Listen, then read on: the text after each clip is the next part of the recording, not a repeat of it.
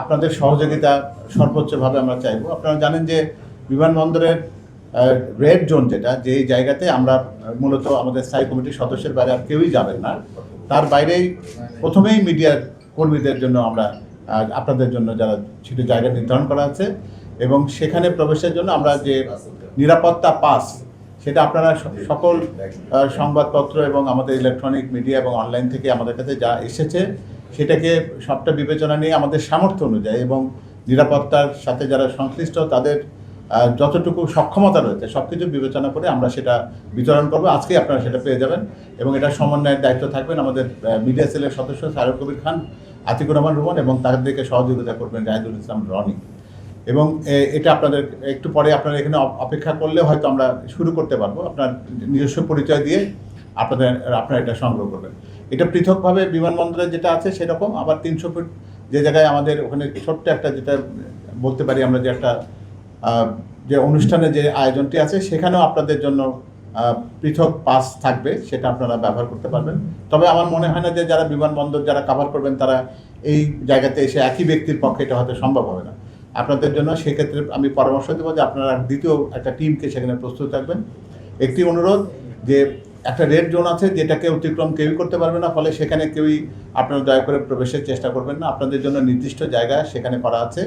আপনারা যারা রাইজার ওখানে বসাতে চান সেটা একদম মঞ্চের সামনাসামনি করা যাবে না, তার কারণ তাতে মঞ্চের পেছনে যারা থাকবেন অতিথিবর্গ বা আমাদের যারা অন্যান্য নেতাকর্মী তাদের দেখাটা বাধাগ্রস্ত হবে। সুতরাং দুই পাশে পর্যাপ্ত জায়গা রাখার চেষ্টা করছি আমরা, সেখানে আপনারা সেটা ব্যবহার করতে পারেন। আর এর সাথে যারা বিমানবন্দরে যারা বিশেষ করে ইলেকট্রনিক মিডিয়ার যারা গাড়ি নিয়ে যাবেন তাদের গাড়িতে একটা স্টিকার থাকবে, এবং সেখানে আপনাদের বৈধ পরিচয়পত্র, সেটা কিন্তু আমাদের বিষয় না, নিরাপত্তার সাথে যারা সংশ্লিষ্ট আছেন তাদের পরিচয় নিশ্চিত করে আপনাদের গাড়ি এবং তারা পর্যবেক্ষণ করার পরে, এবং আপনাদের যে প্রফেশনাল পাস আছে সেটাকে সঙ্গে, এবং আমাদের যে পাসটা দেওয়া আছে সবগুলোকে একখানে করে তারা ওখানে যাওয়ার অনুমতি দেবেন। এটা আপনারা সম্ভব চেষ্টা করবেন যত দ্রুততার সাথে আপনারা সেই জায়গায় যেতে পারেন সেটা ভালো, কারণ যদি মহাসড়ক বা বিমানবন্দর সড়ক যদি যা বেশি ভারাক্রান্ত হয়ে পড়ে তাহলে সেক্ষেত্রে হয়তো আপনাদের সেখানে পৌঁছবার ক্ষেত্রে সমস্যা হতে পারে। আর আপনাদের গাড়ি যারা মোটরকেডকে অনুসরণ করতে চান তাদের কিন্তু মোটরকেডের সর্বশেষে কিন্তু জায়গা দিতে হবে, কারণ তারা নিরাপত্তাজনিত কারণে মোটরকেডের অভ্যন্তরে কোনো জায়গাতে আপনাদেরকে যাবার থাকার জায়গা করবেন না। এর পাশে অন্যান্য কয়েকটা পয়েন্ট আছে, যেমন ওভারপাস আছে কয়েকটা, সে জায়গায় আপনারা আপনাদের নিজস্ব মিডিয়া কর্মী বা আপনারা কীভাবে সেখান থেকে সম্প্রচার করবেন সেটার ব্যবস্থা করতে পারেন।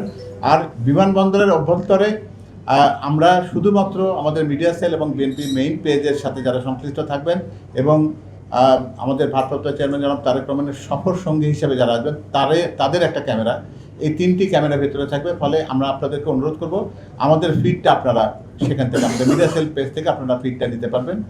সেটা আপনাদেরকে ওইটুকু অংশের জন্য অনুরোধ করব যে ওখানকার এক্সক্লুসিভ বলতে যেটা বোঝায় সেটা আমরা অন্য কাউকেই এটা দেওয়ার সক্ষমতা আমাদের নেই।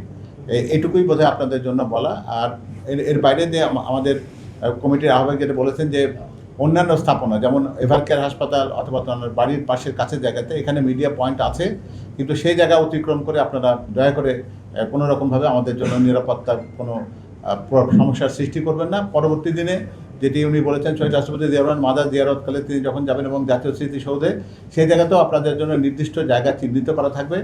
এই 2 দিনের জন্য এই পাসটা কিন্তু বলবৎ থাকবে, 25 এবং 26 তারিখের জন্য এই পাসটা থাকবে। একই পাস ব্যবহার করে আপনারা এই 2টি দিন ব্যবহার করতে পারবেন, সেটা আপনাদেরকে স্বনির্বদ্ধ অনুরোধ জানাচ্ছি।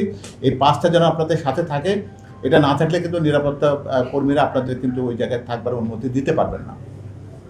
আর সবচাইতে বড় কথা, আপনারা আমাদেরকে যতটা সহযোগিতা করেছেন তার জন্য কৃতজ্ঞতা।